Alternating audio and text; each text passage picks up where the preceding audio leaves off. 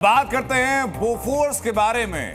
Bofors का मुद्दा जिसने 80 के दशक में भारतीय राजनीति में भूचाल ला दिया, सरकारें गिरा दी और अब फिर बोफोर्स का जिन्न बाहर निकलता हुआ दिखाई पड़ रहा है।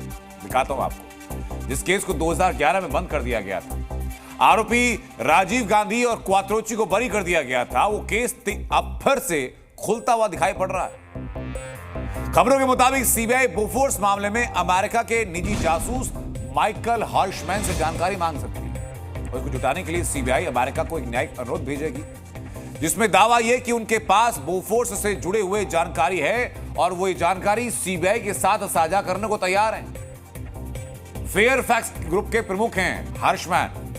2017 में निजी जासूसी के सम्मेलन में हिस्सा लेने के लिए भारत आए थे और उस दावा किया था कि उनके पास बोफोर्स की जानकारी है और अब सीबीआई हर्शमैन से वही जानकारी चाहती है कि भाई जानकारी आप साझा कीजिए। अब आपको रिकॉल कराता हूं, 80 के दशक में बोफोर्स घोटाले पर बहुत हंगामा हुआ था। राजीव गांधी को लोकसभा चुनाव में हार का सामना करना पड़ा था। दरअसल बोफोर्स एक स्वीडिश कंपनी है जो हथियार बनाती है।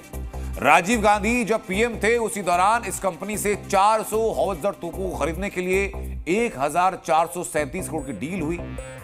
तभी आरोप लगा कि इस डील में 64 करोड़ रुपए की रिश्वत ली गई। आरोप तत्कालीन पीएम राजीव गांधी और बिचौलिया क्वात्रोची सहित कई लोगों पर थे।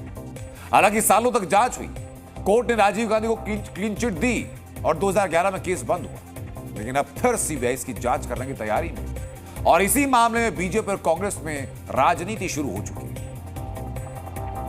अगर सच उजागर करने के लिए कुछ भी कोई एजेंसी आगे बढ़ रही है तो इसमें अच्छी बात है। सच तो उजागर होना ही चाहिए। बोफोर्स तो कोर्ट ने ही केस बंद कर दिया था, नए सिरे से खोला जा रहा है। क्या कोई कारण जरूर रहा होगा, कुछ नए तथ्य सामने आए होंगे जिसकी बल पर ये जो है निर्णय लिया गया है।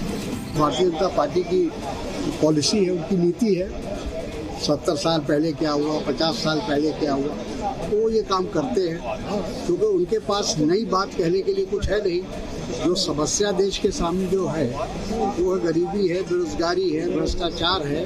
इन चीज़ों का उन्मूलन कैसे हो, इस पर भारतीय जनता पार्टी को समय नहीं है चिंतन करने की। देश भी यही चाहता है कि वो हुआ क्या था, उस बोफोर्स का एक पूरा सत्य क्या था और बारी बारी सारी सच्चाइयों से पर्दे उठने चाहिए।